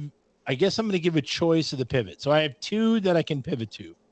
Either 5 o'clock somewhere by Alan Jackson and Jimmy Buffett, which is one of my favorite songs ever to drink to, or only because of the length of the song and it's got the memories that are tied to it. And you could literally play cards forever and drink to the song American Pie by Don McLean. Yeah, that's a good one. I think they're both good. I don't know which one I want to choose out of those. So I'm why don't we just go with some of our honorable mentions since we gave up our number 1? Yeah. Well, Brian, what's your number 1? Considering my number 1 is AC/DC's "Have a Drink on Me" from the Back in Black album. Oh, Pim, that's a great one, but that's you not a researched sing-along. that. That's not a sing-along. What do you research that? That's a great song. Compared to Friends in Low Places, 1. Friends in Low Places should have been his number 1. No, that is a good number 1. I do too, but Friends in Low Places that's a really good number number 1. I don't know. I think I love it. Brian, that's a really good number 1. Okay. And it wasn't stolen. Okay, let's go honorable mentions. I already gave you 2. 5 o'clock somewhere in American Pie. You already mentioned I Love This Bar by Toby Keith. Closing Time, I had a hard time leaving out of my top 5. Love that tune. You know what that song's about? Yeah, that's what bothers me. Yes, I do. Yeah. I think Brian knows what it's about. Are you thinking about the bar closing? No, it's about him becoming a dad. Yeah, okay. Yeah. I think we covered that on the show. might- Maybe yeah, that's Twice. it. Yeah. Times. Yeah, Oh, absolutely. okay. Yeah. Yeah, okay. Cool. I did by the way, until you told me, I absolutely thought it was being at a bar. Yeah. No. Okay, cool. Is that all your honorable mentions? Yeah. Okay, I've got Travis Tritt, Here's a Quarter, Call Someone That Cares. Oh, good. Love Me, the first Travis Tritt album ever. Kenny Rogers, The Gambler, which That's a good one. I did bars where you You got know to what? know when to hold, and Yeah, everybody definitely. sings. That's 100%. I do love that one. Kiss, Rock and Roll All Night. Great. That's a good one. Billy Squier, The Stroke. Yep. What? The Stroke, you know it. Okay. Then Lola by The Kinks. Excellent. Out of your Awesome. honorable mentions, that's my That's a favorite. good- And then Lola is awesome. Then UB40, Red Red Wine Awesome. is awesome too. Not the Neil Diamond version. No, because the UB40 version just Is really is like it's pumped up. I agree. love Neil Diamond, as you know, but I think the UB40 version is the better version.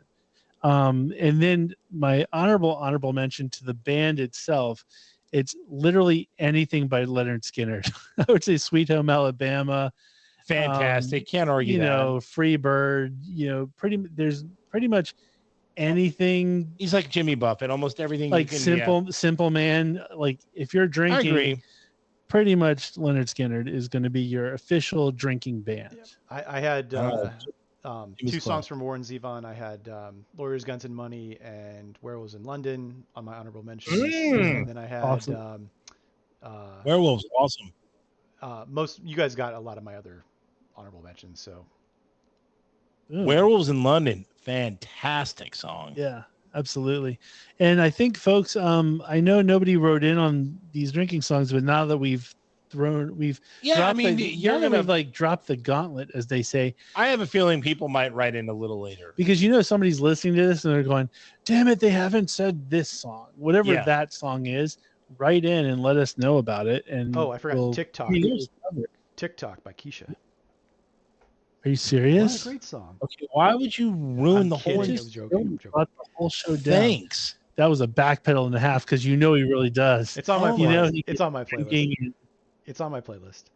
What? I want to see Brian like sing that. Like he's driving Who in his car sings and that? he's singing. Clock on the clock. That's it. Let me ask you this: Is any Grateful Dead songs worthy? I know you don't like Touch of Grateful Dead. Gray, but I don't really no. like Grateful Dead, and I think What about Uncle Tom's Band? Come. I had here. my roommates in Grateful college. Dead. My roommates in college were huge Grateful Dead You know- fans, and they played know, it all the Like time. and Standing I on the couldn't Moon. stand I love that tune. Do you know what song got played when every party I went to in high school and college Ooh, what about Dire Straits? was My Name Is Mud from Primus? For some reason, people kept playing that. I don't know why. What about Dire Straits? it. Money Which for nothing. one? Money for nothing. That's a good one. I would say No. Walk of Life would Walk probably of Life be is more great. of the drinking, I guess. Yeah. But Sultans of Swing, it depends on what your party is made up of. You know Yeah. what I mean? I think that's the thing. We all have those, you know, where you go to the parties and like the same Certain song gets people, yeah. played. You know that song like for some reason people always played Cake, that band Cake, I like cake. Going the Distance Yeah. or whatever. Yep. And so Like Beck has some songs. yeah, it was all Short like that Jacket. was our era. And like Blink 182. They have a bunch. in Sublime. Oh my Yeah. God. Oh, This yeah. One person that Brian and I know, every time you got into his car was just Sublime. It was played over and over. I thought they were okay. They weren't one of my favorites. I enjoy I like the main album that everybody else knows, but it wasn't my favorite either. But oh my God, you couldn't get away from Sublime at that era. But anyway, I'm sure everybody's got their own drinking songs or their stories that can go along with drinking songs. Right into the show at subfactspodcast@gmail.com. Let us know your songs to drink to. And if there were songs to smoke to, there'd be like anything Pink Floyd. That would be your Uncle John's band. That would be your Grateful Dead. Even though you don't like them, Well, they that's are what I'm saying. big. If it was bands to do drugs to, then that would be a whole Pink nother thing. Floyd. You would definitely get the Pink Floyd. Grateful Dead. Mhm. Fish. Any of the jam bands, really. Yeah. Which jam bands Maybe suck. some Rush. I mean, Oh, I'm I hate sure. Fish. They're terrible. I hate jam bands in general. I just can't do it. And even like Pearl Jam, Bob Dylan. Yeah, even like I saw Leonard Skinner and the Allman Brothers, and I love both of them. I'm sure the Allman I Brothers saw the did. Allman Brothers once, and they But played literally for 60 minutes on the dot. It was like that was their contract to play that long, and then they immediately turned the lights on and walked off stage. But like, and I love Yeah, like it wasn't those great. bands. I love the Southern rock, but a lot of times they get too jammy, and then I'm just like Freebird is already 14 minutes as it is. It doesn't need to be 20 minutes. So I'm like, hey, tone it down a little bit. Let's get to the next song. Yeah, exactly. Like I just can't deal. Because if you're gonna, you don't want that. I just can't deal with jam bands for the most part. But Southern rock just gets a little teeter towards that, and I'm like, nope, reel it back in, folks. Reel it back. Okay, so anyway, next week's homework once again is top 5 songs you don't want to hear at a funeral or inappropriate for a funeral. That's going to get a lot. I don't think there's going to be any CPs there. I think there's going to be a lot of funny. It's going to be funny. Choices. Yes. So write into subfactspodcast@gmail.com. Do it, folks. Do it. You know you want to. It'll make you feel good. Okay, make them feel weird. You know you want to. Yes, you know you want to. It'll make you feel good. By the way, so I want to thank Andy, who I'm going to thank in a second, for playing, linking me on Facebook to like a little sound clip he had found of, what is it? Smash Mouth playing I'm a Believer. Really? Awesome. Way to go. I didn't see that. That's didn't put awesome. Me on it. He tagged me. Well, tag me. Me and him are getting along lately. I don't know. You guys are boys. Boys. Am I moving? Like, am I getting pushed out? Is that how it goes? Never. Okay. I see how, I'm going to have to butter. Yeah, we just up. flirt on the side. Oh, good. I'm telling you, we're bridging gaps. Apparently, this show brings people together. Bridging gaps. Can we bridge a gap to Cindy Starfall? I mean, I can make that happen. It's just that we've got another buzzkill on the show.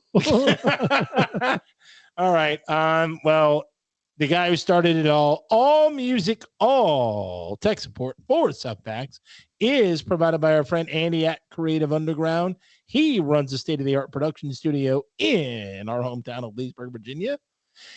Not only does he do that, he does custom music creation built around your specific requirements. He does video live stream events. He does corporate events. He does youth sports, pro karaoke, and now he does audio and visual camps for kids and adults. If you want to join, all you got to do, click your keyboard, click your phone, and type in www.creativeunderground.co, not .com. Boom. Awesome. And you heard him in the beginning of the show. Yes, he did. And you've also heard that he does not do weddings and or bar mitzvahs. But outside of that, Ben is an award-winning image builder and FAA certified pilot of drones. His company, KStreetPhotographyDC.com, specializes in commercial real estate marketing, business headshots, corporate events, team imaging, drone cinematography. They provide website and social media branding packages. Yes. So he pretty much does it all. Just not weddings and bar mitzvahs. Unless you're a wedding photographer and you need a little juice off to the side. Ben is our boy. He is the juice. And so he is the juice. Ben, you are now called the juice. Yes. And so once again, check him out at KStreetPhotographyDC.com. Do it. Boom. By the way, should we even do a spot for him? Because his calendar is super booked. And if we do any more advertising, he may not even be able to get to everybody. Yeah. Yesterday he did 3 cars and a horse trailer. Horse trailer. Yep. The man does it all. Literally any vehicle you ever have or bought, you can get cleaned by Big Dog Auto Detailing. They do the best work you can imagine. They do the Canuba ceramic or the ceramic, right? You know what's going to be funny? I'm going to get a phone call going, would you tell him to stop saying Canuba? Because he's like, nobody does Canuba anymore. He's like, I'm not Point Break here. God, that would be awesome if he was. Yeah. He would do surfboards. I guarantee you. If somebody said I got a surfboard that needs some cleaning, He absolutely would. You know he would. But no, he does ceramics. Ceramics. Okay. So Big Dog Auto Detailing. The number is 571-233-8716. Bring your car to him. Bring your trailer to them. Bring your SUV to them. Bring your bicycle. He will make it look like new, like you just got it off the lot. And here's the thing, folks. Like this is Labor Day weekend. A lot of people are finishing up their vacations. You've taken the family truckster, all around the country. There's probably mashed up Cheerios, whatever food. It stinks. Kids stink. All of that stuff. You got parents, teachers' nights. You want to be like the cool parent that shows up in the nice ride. Get your whip cleaned, and he'll do it. Get it taken care of. The mom minivan, all of that stuff. Get it sparkling new. Reach out to Big Dog Auto Detailing at 571-233-8716. He's pimp, folks. You won't regret it. Yes. Speaking of pimp, and you won't regret it, check out subfactspodcast.com. I think they just did. I mean, they couldn't have got to hear unless they listened. Well, no, I'm assuming their friend said, hey, check them out on Apple Podcasts. By the way, Apple Podcasts blowing up. Literally like 96% of our listeners listen via Apple Podcasts. Is that like a real stat, or is that that's like a legit? That's what it is. We have the vast majority listen on because everybody has iPhones. Like the 60% of the time it works every time. No, it's not that. But everybody has iPhones at this point. So, and they put the app on your phone right then and there, so it's much easier to find it. But anyway, if you have friends that you're telling in low places, and you've got friends that go, man, those dudes sound hot. And you say, hey, if you want to check them out, check out subfactspodcast.com. Seriously. You can see pictures. Become a friend of the show, look at pictures, buy merchandise. Boom. The beach towel season is fading, but doesn't mean you can't get them for next year, folks. Seriously. But then we have the t-shirts, posters, all that stuff. Pillows. Yes. Yeah, the good throw pillows, a solid pick. So, anyway, check us out at subfactspodcast.com for all information on Subfacts. If you want to write into the show, once again, it's subfactspodcast@gmail.com. Be a part of the show. Seriously, we'll mention you. You'll become like popular and like notoriety. You will become family. And hey, look at Matt. And if you want to take pictures of battered sausages and send us our way, boom, do it. Yeah, Matt from England came in and basically said, hey, I'm going to be in town. Can I stop by? Sure. Like if you're in Chicago and you want to take a picture of Giordano's Pizza for us, do it. Boom. Let's see. Once again, we are on every major podcast platform. Spotify, iHeartRadio. We don't even need to say Apple because everybody is aware of that. Stitcher, not so much Deezer, Spotify, iHeartRadio, Pandora, all of the above. We are there. And like and subscribe on YouTube. Like and subscribe. Yes, folks. Get our YouTube numbers up. That's what I want to see. YouTube, because maybe we get some money off of that. I think that would be our big money winner. Get some coin. Yeah, so just put it on YouTube. Just keep it on play. Even though you can listen to us on Apple, but check out the YouTube too. And if we get enough money, we're gonna wear matching velour shirts on the show. I think we need the full suit. The full jumpsuit. Reverend Al Sharpton's. That would be awesome. Awesome. And it would actually be more 80s, 90s Reverend Al because he's now like, he got the surgery, so he's lost the weight. Yeah. Now he's wearing regular suits. But I mean, like, I'm talking the velour. I want a velour suit. The Fat Boys. Right. Like the jumpsuit or the running, whatever you call it. Yeah, it's going to happen. Suit. I think we could pull it off. So anyway, that's it for us, folks. Stay healthy, and we will see you next week. Oh, yeah. Boom.